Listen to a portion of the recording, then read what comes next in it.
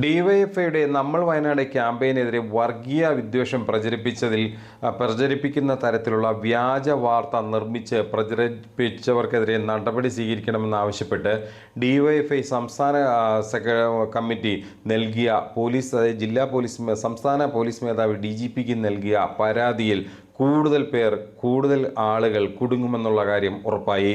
UDFിലെ വിശിഷ്യ ലീഗിലെ തന്നെ പല നേതാക്കന്മാരും ഈ സംഭവവുമായി ബന്ധപ്പെട്ട് കുടുങ്ങുമെന്നുള്ള വിവരങ്ങളാണ് ഇപ്പോൾ കണ്ണൂരിൽ നിന്നും അടക്കം പുറത്തു വരുന്നത്.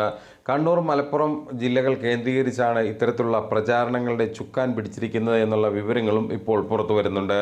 സമസ്ത അധ്യക്ഷനായിരുന്ന ബഹുമാന്യനായ ജിഫ്രി മുത്തുക്കോയ തങ്ങളുടെ എന്ന പേരിൽ വ്യാജ പ്രസ്താവന ഏഷ്യാനെറ്റ് ന്യൂസിൻ്റെ ലോഗോ ഉപയോഗിച്ച് സമൂഹ മാധ്യമങ്ങളിൽ പ്രചരിപ്പിച്ചു എന്നാണ് ആരോപിച്ചാണ് ഡിവൈഎഫ്ഐ DGPക്ക് പരാതി നൽകിയത്. ഈ പരാതിയുമായി ബന്ധപ്പെട്ടുള്ള പ്രാഥമിക പരിശോധനകൾ നടത്തുമ്പോഴാണ് ഇത്തരത്തിൽ പല ലീഗ്, കോൺഗ്രസ് നേതാക്കന്മാർ കുടുങ്ങുമെന്നുള്ള വിവരങ്ങൾ ഇപ്പോൾ പുറത്തു വരുന്നത്.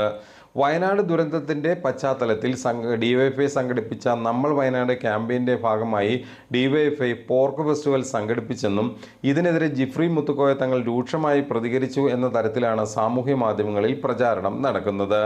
ഈ പ്രചാരണത്തെക്കുറിച്ചുള്ള അന്വേഷണം ആവശ്യപ്പെട്ടിട്ടാണ് ഡിവൈഎഫ്ഐ പരാതി നൽകിയിട്ടുള്ളത്. ഡിവൈഎഫ്ഐ ദുരിതബാധിതർക്ക് വീട് നിർമ്മിച്ച് നൽകുന്നതിനായല്ല ഇത്തരം ക്യാമ്പയിനുകൾ സംഘടിപ്പിക്കുന്നതെന്ന് ജിഫ്രി മുത്തുക്കോയ തങ്ങൾ പറഞ്ഞു എന്ന് അവകാശപ്പെടുന്ന പോസ്റ്റർ തികച്ചും അവാസ്തവവും വ്യാജവുമായ കാര്യങ്ങളാണ് പ്രചരിപ്പിച്ചതെന്ന് ഡിവൈഎഫ്ഐ നൽകിയ പരാതിയിൽ വളരെ വ്യക്തമായി പറഞ്ഞിരുന്നു. ഈ പരാതിയിൽ മേലുള്ള അന്വേഷണത്തിലേക്ക് കടക്കുന്നതിന് മുമ്പുള്ള പ്രാഥമിക പരിശോധന നടത്തുമ്പോഴാണ് ഇത്തരത്തിലുള്ള കുറേ ആളുകൾ UDFിൻ്റെ ഭാഗമായ കോൺഗ്രസിലെയും ലീഗിലെയും പല പ്രധാനപ്പെട്ട വ്യക്തികൾ തന്നെ പ്രതിസ്ഥാനത്തേക്ക് കടന്നു വരുന്നത്.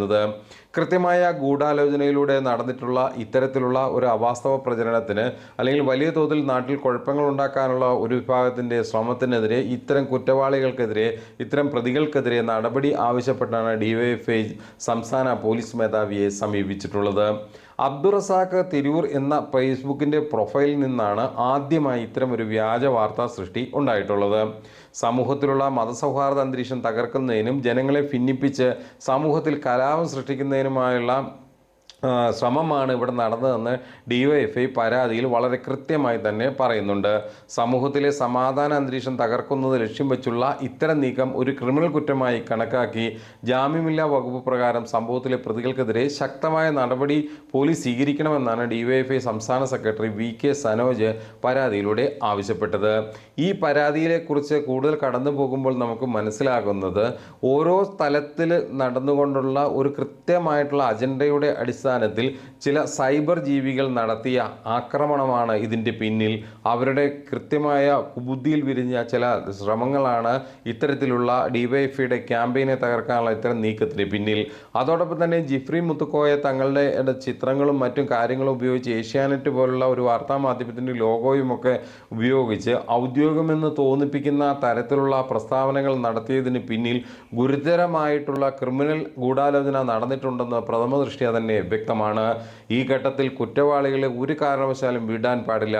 കാരണം നാട്ടിലെ സമാധാന അന്തരീക്ഷം തകർക്കുന്ന ഇത്തരം കുബുദ്ധികൾ എന്ന് നാടിന് തന്നെ വിപത്താണ്. ഇത്തരക്കാരെ ശക്തമായി നിയമത്തിൻ്റെ സംവിധാനം ഉപയോഗിച്ച് പിടികൂടി നിയമപരമായി തന്നെ അവരുടെ ശല്യത്തെ ഒഴിവാക്കേണ്ടതുണ്ട്. കൃത്യമായി പറഞ്ഞാൽ ഇവരെ ജയിലുകളിൽ നിന്നും പുറത്തേക്ക് തന്നെ വിടാൻ പാടില്ല. ഇതൊന്നും അബദ്ധത്തിൽ സംഭവിക്കുന്നതല്ല. കൃത്യമായ രാഷ്ട്രീയ അജണ്ടയോടെ നടത്തുന്ന ചില കുപ്രചാരണങ്ങളും ഇത്തരത്തിലുള്ള പ്രസ്താവനകളുമാണ് ഇത്തരത്തിലുള്ള കാര്യങ്ങൾക്ക് കാരണം.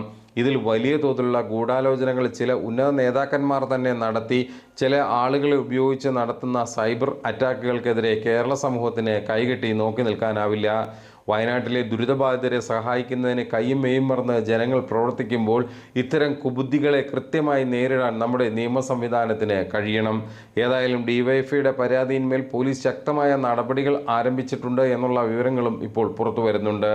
വരും ദിവസങ്ങളിൽ കൂടുതൽ പേർ പ്രതിപ്പട്ടികയിലേക്ക് കടന്നു വരികയും ഇതിന് ഉത്തരവാദികളായ ലീഗിലെയും കുറേ കോൺഗ്രസിലെയും കുറേ നേതാക്കന്മാരെല്ലാം പിടിയിലാകുകയും ചെയ്യുമെന്നുള്ള വിവരങ്ങളും ഇപ്പോൾ ലഭിക്കുന്നു.